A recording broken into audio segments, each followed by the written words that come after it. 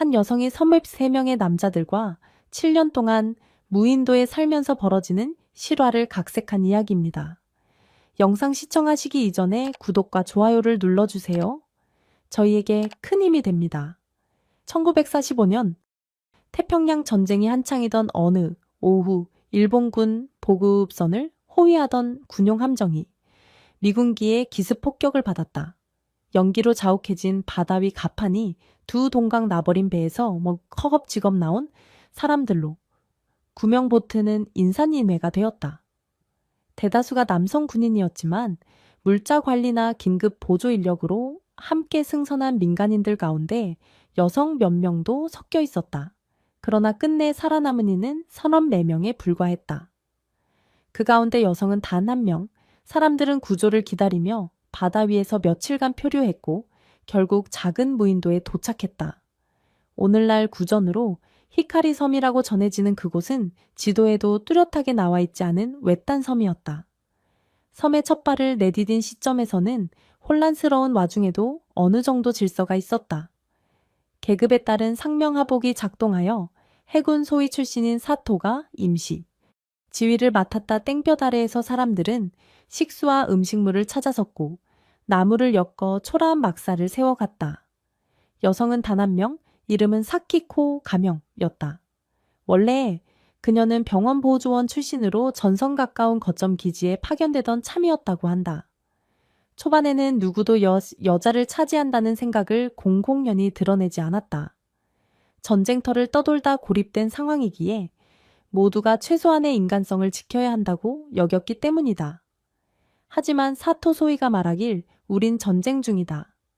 여기서도 군율을 지키고 명령 개통을 확실히 해야 한다며 자신이 모든 결정을 내리겠다고 선언했다.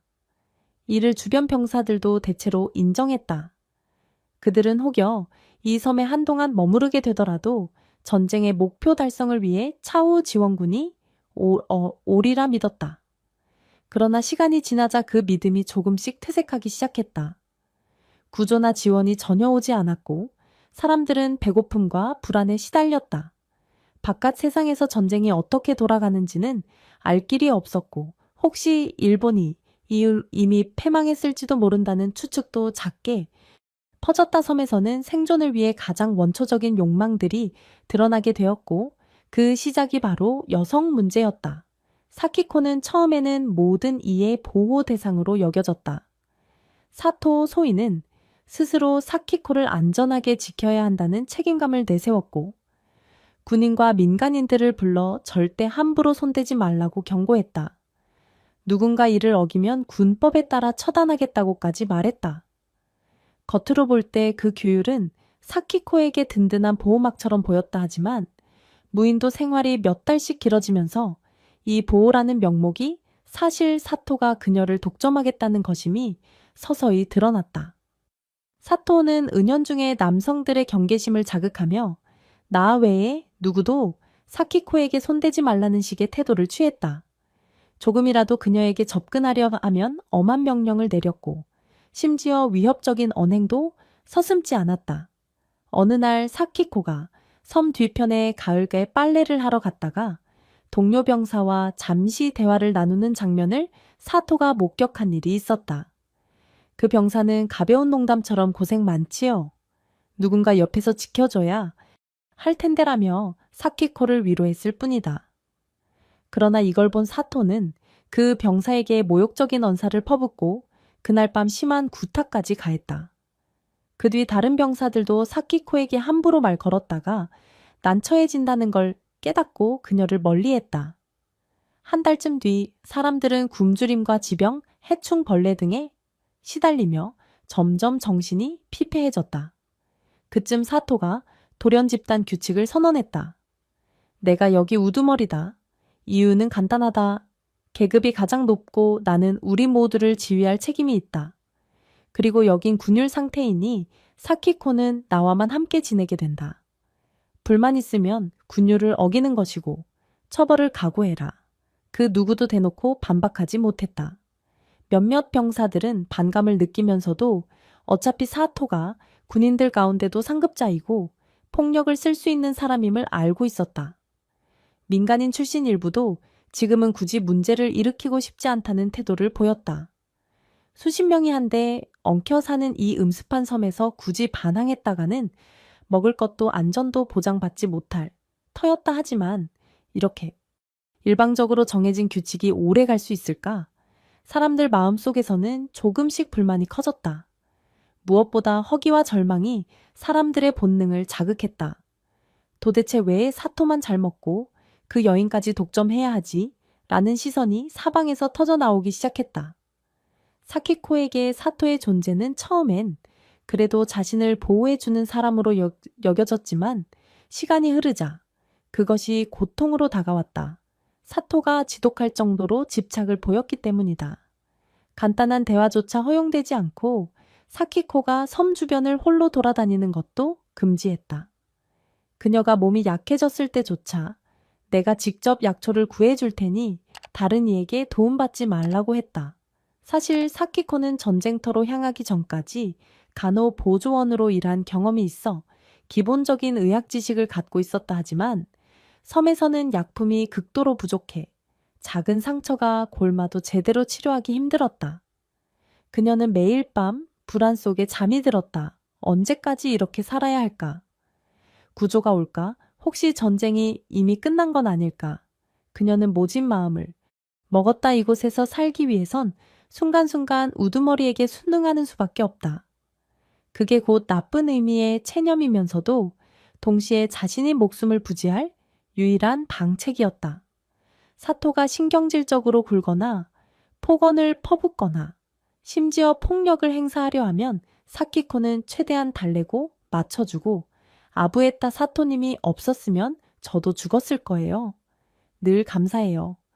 때론 이런 말이 싫었지만 살기 위해선 어쩔 수가 없었다. 몇몇 남성들이 은근히 다가와 사키코에게 사토를 왜 따르냐. 언젠간 우리가 바꿔줄 테니 기다려라고 속삭일 때마다 사키코는 조심스럽게 반응을 살폈다. 배신이 발각되면 자신의 목숨이 위험해질 터였다. 결국 그녀는 어느 편도 확실히 서지 않은 차에 단지 지금 권력자를 거스를 수 없다는 자세를 견지하며 하루하루를 보냈다. 시간이 흐를수록 사토의 권력은 점점 도전을 받게 되었다. 가장 두드러진 인물이 무라카미라는 상등병이었다. 그는 이 섬에 온 뒤부터 사냥과 식량 확보에 남다른 능력을 보이며 두각을 나타냈다. 바다에서 물고기를 잡고 섬 아네새나 도마뱀 따위를 잡아 식량을 구해오면서 점차 동료들의 존경을 받았다. 처음엔 무라카미도 사토를 우리 상급자로 존중해줬지만 어느 날부터 그가 사키코를 독점하려 한다며 묘한 발언을 하기 시작했다. 소희님, 힘도 약한 분이 어찌 여인까지 독점하려 하십니까? 모두 함께 생활해야지 그래야 살아남을 수 있잖아요. 겉으론 협동을 강조했지만 이는 사실상 당신만 여자를 차지하는 건 불공평하다는 암시였다. 사토는 그 말을 듣고 불쾌함을 드러냈다. 군유를 지키지 못하겠다면 나와봐 내가 누군지 보여주겠어. 둘의 충돌은 점차 주변에서도 공공연한 구경거리가 되었다. 식량이 어느 정도 확보되면 서로 나누어야 하는데 사토는 사키코와 자신이 우선이라며 제멋대로 가져가곤 했다. 그걸 본 무라카미는 사키코를 타박하는 듯한 말로 사토를 자극했다. 요즘 사키코가 기력이 없어 보이던데 그대가 제대로 보살피는 게 맞긴 합니까? 혹시 모질 게 굵지는 않소? 사토가 크게 화를 내며 주먹을 휘두르기도 했다. 그러면서 군율에 복종하라며 무라카미를 질책했는데 이미 사람들은 사토의 일방적 지위에 실증을 느끼기 시작했다 따라서 무라카미가 조용히 세력을 만드는 것도 어렵지 않았다. 나중에 식량을 더 많이 가져오며 은근히 사람들을 꼬드기기만 하면 됐다. 결국 사고가 터졌다. 히카리 섬에 도착한 지 약 5개월 정도 되던 무렵 사토가 막사에서 잠든 틈을 타 무라카미와 그의 동료 4명이 기습을 감행했다. 생각 외로 빠르게 제압당한 사토는 악에 받쳐 소리쳤다. 이 반역자들아, 군유를 어기는 건 중죄다. 다 처형함이야. 그러나 무라카미는 이미 이 섬이더는 전시 군율이 유지되는 곳이 아니라는 사실을 알고 있었다. 우린 어차피 여기서 살아남느냐 아니냐의 문제일 뿐이다. 더 이상 계급은 의미 없다라고 반발하며 사토를 결박했다. 문제는 집단의 판단이었다. 사토가 진짜 우두머리라고 믿는 사람들도 아직 많았고 무라카미를 지지하는 사람도 늘고 있었다. 그래서 서로가 합의를 보기는커녕 막사 주변에서 격한 말다툼이 벌어졌다. 사토를 두둔하는 이들은 아무리 그래도 상관을 결박하고 억지로 뺏으면 되느냐라며 분개했고, 무라카미 편은 이 섬은 더는 군부대가 아니다라고 맞았다. 결국 무라카미는 강경책을 썼다. 사토를 공개적으로 군율 위반과 식량 착취하는 죄목으로 처형하겠다고 선포했다. 사람들이 놀라 움찔하는 사이 그는 지지자들에게 단단한 나무 몽둥이를 들게 하고 망설이는 자들을 압박했다. 사키코는 공포에 질려 몰래 뒤편에서 상황을 지켜봤다. 이미 분위기는 살벌하게 흘러가고 있었고 무라카미가 사토를 진짜로 죽일 수도 있어 보였다. 사토가 필사적으로 죽음만은 면하려 애원했으나 무라카미는 내가 독점한 식량과 여자로 인해 이 섬은 혼란에 빠졌다고 비난했다. 그날 밤 사토는 결국 사람들 앞에서 몽둥이질로 죽음을 맞았다. 모두가 숨죽인 채 이 지옥 같은 광경을 지켜보았다. 이제 우두머리는 무라카미임이 사실상 확정되는 순간이었다. 처형이 끝난 뒤 히카리 섬에선 본격적으로 우두머리가 여인을 차지한다는 암묵적 규칙이 더욱 노골화되었다. 무라카미는 사토를 숙청한 날로부터 이틀 후 사람들이 다 보는 앞에서 사키코를 자기 막사로 데려갔다. 이제부터 사키코는 나와 지낼 거다. 누구도 감히 넘보지 마라. 내가 곧 이 섬의 법이고 규율이다. 다른 이들은 아무 말도 못했다. 이 섬에 오기 전까지만 해도 누군가를 죽여 우두머리가 되겠다는 발상 자체가 상상하기 어려운 일이었지만 이미 인간성은 극도로 마모된 상태였다. 굶주린 병 고립이 만들어낸 잔혹함은 상식을 초월했다.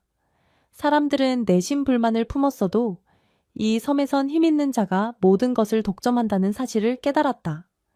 사키코 입장에서는 이미 두려움으로 얼어붙은 상태였다. 사토가 죽는 걸 목격한 순간 이 섬에서 권력을 가진 자의 명령을 거절하면 그 즉시 죽음이라는 걸 알아버렸다. 그녀가 무라카미에게 별다른 거부 의사를 표하지 못한 건 어찌 보면 당연했다.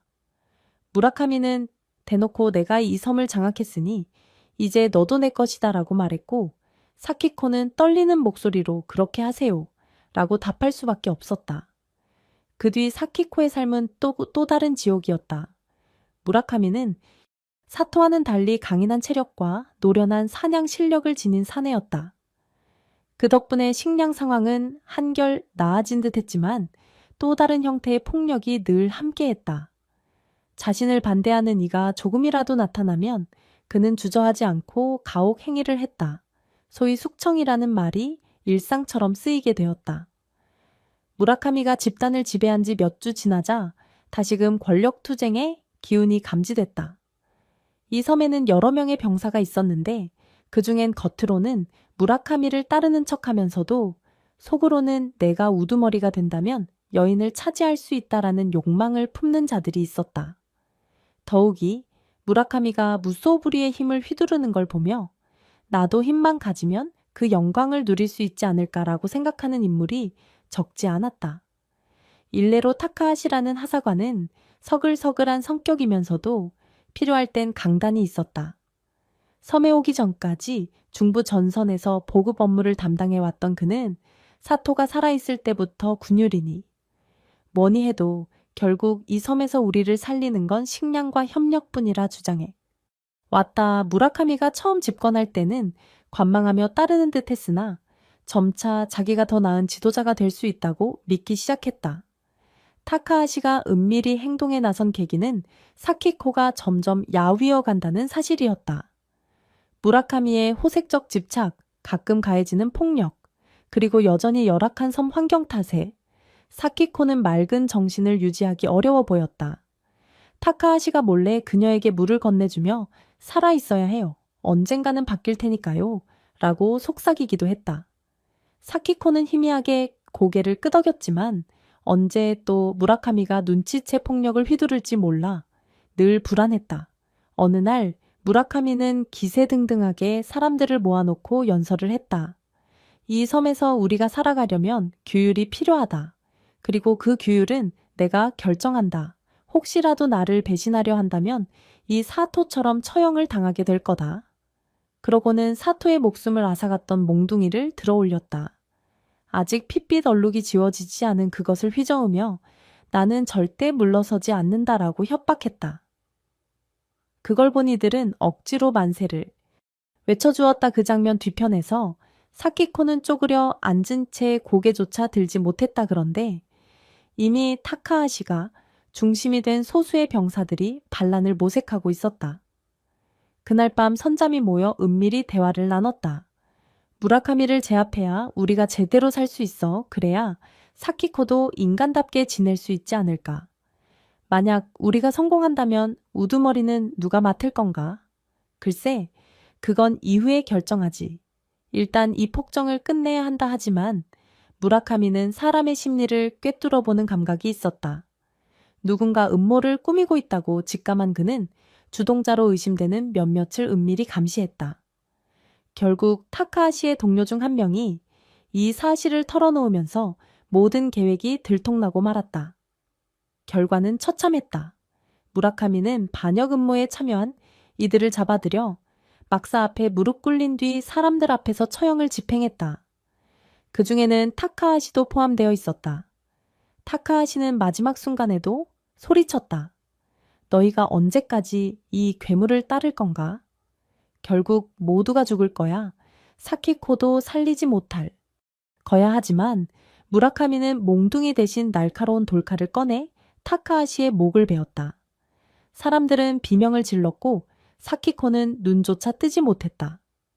그 처형 광경은 이 섬이 얼마나 잔인한 무법천지로 변해했는지 극명하게 보여줬다. 일찍이 사토를 죽인 사건과는 또 다른 차원의 공포였다. 무라카미는 더욱 확고해진 권위를 바탕으로 섬 전체를 자신만의 방식으로 다스렸다. 한물이라는 말이 무색하게도 사실상 모두가 그에게 굴종해야만 살아남았다. 의식주를 분배하는 권한을 쥔 건 물론이고 조금이라도 불만스러운 행동을 보이는 자는 곧바로 숙청 대상으로 올랐다. 그러나 권력자의 횡포가 언제까지나 지속될 수는 없다. 시간이 지나면서 그의 지배구조에도 균열이 생기기 시작했다. 가장 큰 문제는 역시 식량이었다.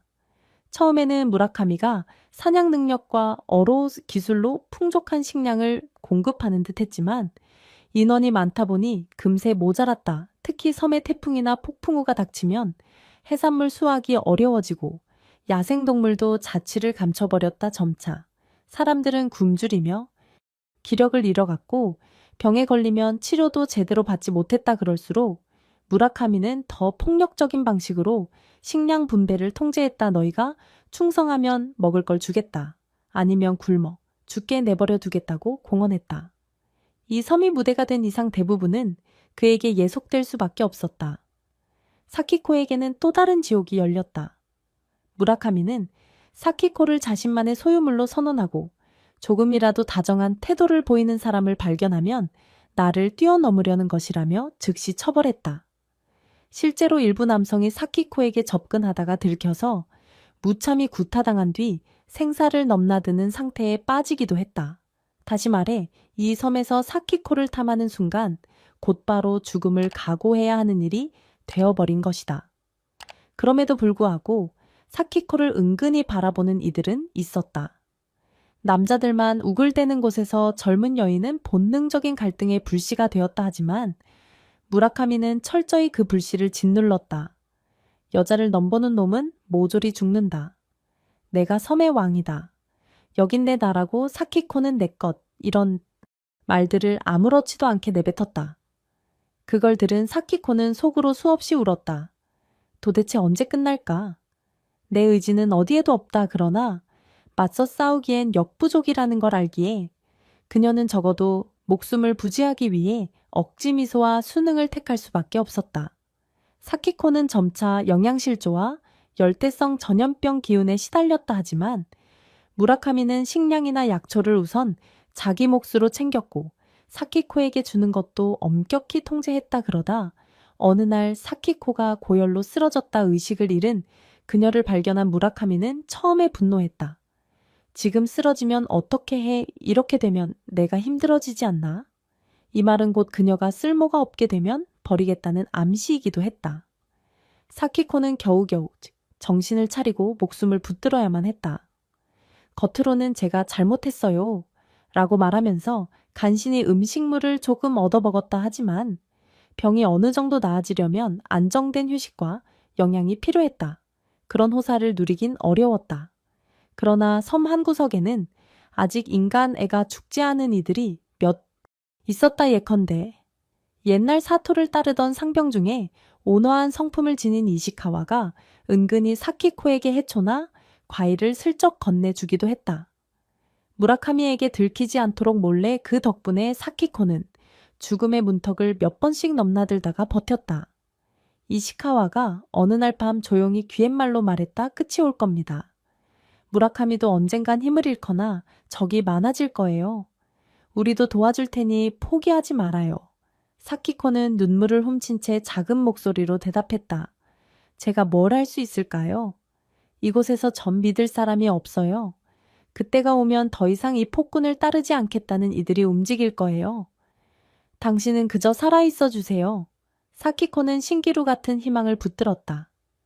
이미 이 섬의 비인간적 상황에 질린 사람들이 존재하고 그들이 언젠가 무라카미에게 반기를 들지도 모른다고. 그렇다면 또 한 번 큰 피바람이 불 텐데 그 와중에 자신이 또 희생되는 건 아닐까 하는 두려움도 있었다. 그래도 살아야 한다는 본능이 먼저였다. 무라카미가 섬을 장악하고 반역자들을 숙청한 지도 꽤 시간이 흘렀다. 그리고 어느새 전쟁도 종결 단계로 접어들어 1946년 중반 후반, 실제로는 일본의 패전이 임박해 있었다. 그러나 섬에 갇힌 사람들은 바깥 사정을 전혀 알지 못했다. 멀리 수평선 너머에서 들리는 폭음이 때로 들렸지만 그것이 전쟁을 의미하는지 아무도 몰랐다. 점점 인원은 줄어들었다. 병이나 부상으로 죽은 이들 바다에 나갔다가 실종된 이들 무라카미에게 처형당한 이들 살아남은 사람들은 17명이 차에 안되었다. 그럼에도 무라카미는 여전히 공포 정치를 펼쳤다. 자신을 지지하는 이들에게 조금 더 많은 식량을 나눠주고 다른 이들은 굶주이게 만들었다. 사키코는 하루도 마음 편할 날이 없었다. 이때 움직인 사람이 바로 이시카와였다. 그는 무라카미의 밑에서 비교적 신뢰를 받는 위치였기에 내심 반기를 들고 쿠데타를 일으키려면 좋은 기회였다. 섬의 대부분을 장악하고 있는 무라카미의 세력이 여전히 강했으나 사람들의 마음은 이미 그를 떠난 지 오래였다. 망한 지도자에게 충성해봐야 나에게 이익이 없다는 생각이 팽배해졌기 때문이다. 어느 날 이시카와가 은밀히 잔당들을 모았다. 5명 남짓되는 이들은 모두 무라카미에게 원한을 품고 있거나 폭정을 바꾸고 싶어하는 사람들이었다. 그들은 무라카미가 식량 창고를 둘러보러 가는 시점에 기습하기로 했다. 쿠데타 당일 서문 아침부터 비가 추적추적 내렸다. 무라카미는 습한 날씨에 기분이 언짢았고 동료 몇 명을 데리고 식량 창고 쪽으로 갔다. 그가 문을 열고 들어서는 순간 숨어있던 이시카와 일당이 덮쳤다. 예상치 못한 습격에 무라카미는 날렵하게 몸을 돌렸고 짧은 칼부림이 오가 양쪽에서 부상자가 발생했지만 결국 무라카미는 수적으로 밀렸다. 그의 편 몇 명도 이미 반란의 가담한 쪽으로 돌아섰다. 무라카미는 분을 이기지 못하고 마지막 순간까지 저항했다 하지만 결박당한 뒤 과거 자신이 사택에 했던 그대로 공개 처형 위기에 처했다. 사람들은 그의 만행을 떠올리며 그도 똑같이 벌을 받아야 한다고 했다. 사키코가 그 장면을 어떻게 보았는지에 대해선 전해지는 바가 많지 않다다만 그녀는 두려움에 떨며 또 피가 흐르겠구나라는 예감에 사로잡혀 있었다고 전해진다. 결국 무라카미는 많은 이들의 야유 속에서 처단되었다. 마지막까지 사키코 쪽을 향해 무언가를 외치려 했지만 소리 지를 겨를도 없이 숨이 끊겼다. 그렇게 무라카미 시대가 막을 내리고 이시카와가 새로운 우두머리로 떠올랐다. 무라카미가 사라졌다고 해서 그 지옥도가 한순간에 끝나진 않았다. 이시카와는 본디, 온화한 인격을 지닌 사람처럼 보였지만 권력을 쥐게 되면 사람은 변하기 쉽다. 게다가 이미 이 섬의 잘못된 규칙, 즉 우두머리가 여성을 차지한다는 관념이 뿌리 깊게 자리 잡고 있었다. 사람들은 은근히 이시카와가 이제 사키코를 차지하겠지라고 기대하거나 예상했다. 물론 사키코를 두고 은밀히 욕심내는 다른 이들도 있었다. 이시카와는 호의적으로 보였기에 사키코는 조금이나마 안도했다. 그러나 곧 이시카와 역시 사키코는 내가 책임지겠다며 그녀를 막사로 부르게 되었다. 처음에는 이제 너도 자유롭게 돌아다녀도 좋다. 내가 함부로 구속하지 않을게라는 말을 했으나 그 말은 오래 가지 않았다. 이시카와가 곧 단섬에서의 최종 결정권은 나에게 있다 뭐든 식량 분배, 규율 정비, 생활 방식 등은 내가 주도해야 한다라는 조건을 달았다. 사키코는 교묘하게 꾸려진 통제에 또 갇힌 느낌이었다. 물론 이전 두 폭군 사토 무라카미보다는 상대적으로 폭력이 덜했다. 이시카와는 사키코를 배려하는 척하면서 주변에게도 여러분 모두 힘내자. 내가 섬을 다시 일으켜 세우겠다고 설파했다 하지만 실질적으로는 사키코를 탐하는 자는 죽는다는 룰이 유지되었다. 모양만 달라졌을 뿐 여성 독점 구조는 여전했다. 설상가상으로 이 시점에서 섬에 태풍이 몰아치며 큰 피해가 발생했다. 바닷가에 세워놓은 간이 창고가 부서지고 사람들이 애써 모아둔 식량 일부도 유실됐다. 이시카와는 보급품이 줄자 서서히 예민해졌다. 이제 막 권력을 잡았는데 식량이 부족해지면 자신에게 등을 돌릴 이들이 생길까 걱정이었다. 그런 스트레스가 사키코에게도 강하니 분노로 이어졌다. 내가 우두머리로 섬을 안정시키려 하는데 자꾸 재앙만 생기다니 내가 조금 더 열심히 나를 도왔으면 좋겠어. 사람들 앞에서도 날 지지한다고 해줘. 사키코는 무력하게 고개를 끄덕였다. 제가 할 수 있는 게 별로 없어요. 하지만 노력해 볼게요. 결국 사키코는 권력자를 칭송하고 주변 사람들에게 이시카와가 과거 폭군과 달리 우리를 잘 이끌 것이라 설득해주는 역할을 강요받았다. 이런 모습에 또다시 실망한 몇몇은 결국 여자는 권력의 시녀로 살 수밖에 없는 건가 하고 한숨을 쉬었다. 이시카와가 집권한 지 한두 달도 못 되어 섬 사람들의 불만은 또 커졌다. 폭력이 이전처럼 극단적이진 않았지만 여전히 권력자는 사키코를 독점하고 식량 분배나 생활 규칙을 마음대로 정했다 더구나 모자란 자원을 자기 측근에게만 몰아주는 일도 있었다. 이제 섬에 남은 인원은 14절텀명 정도였다. 모두 기진맥진한 상태에서 살아남기 위해 안간힘을 썼다. 사키코는 매일 밤 세 번째로 바뀐 우두머리 곁에서 곧 구조가 오겠지 전쟁이 끝났을지도 몰라라고 스스로를 달랬다 하지만 그 기대는 현실을 조금도 바꾸지 않았다. 반면 남은 사람들 중에는 이시카와를 끌어내리려는 자들도 있었다. 그들은 또다시 쿠데타를 준비했지만 이번에는 실행하기도 전에 내분이 일어났다 서로가 서로를 의심하며 누가 우두머리가 될 것인가로 싸우다질하다가 계획이 실패로 돌아갔다. 그 와중에 몇 명은 분노한 이시카와가 보낸 자들에게 잡혀서 처형되었다. 사키코가 본 이 죽음의 행렬은 이미 5손가락을 훌쩍 넘어섰다. 섬에 온 뒤로 1년, 2년이 지나면서 자연사나 질병 또는 이 끔찍한 권력 투쟁 때문에 죽은 사람까지 포함하면 더 많았을 것이다. 나중에 남은 이들은 말 그대로 죽지 않고 버텼다는 표현이 적절할 정도로 정신이 피폐해진 상태였다.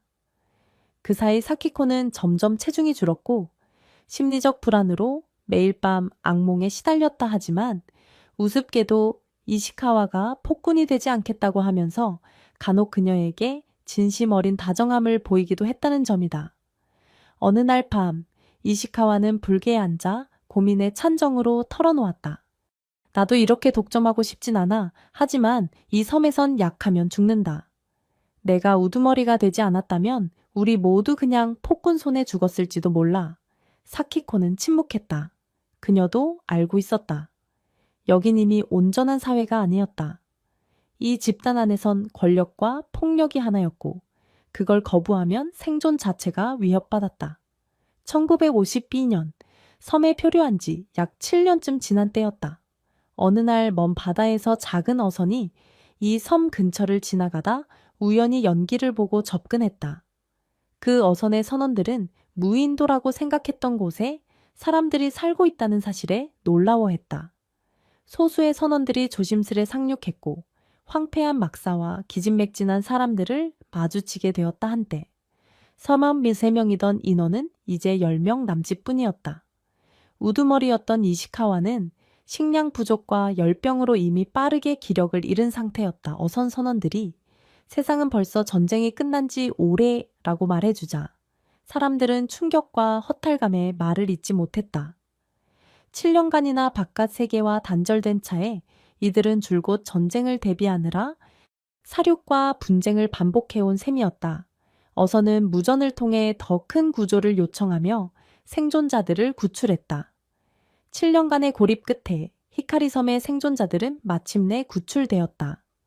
전쟁은 이미 끝났지만 그들은 생존과 욕망의 소용돌이 속에서 인간성의 경계를 넘나들었다. 여러분은 이 이야기를 어떻게 생각하시나요? 감사합니다. 영상이 마음에 들었다면 좋아요, 공유, 그리고 채널 구독 부탁드려요. 여러분의 응원이 큰 힘이 됩니다.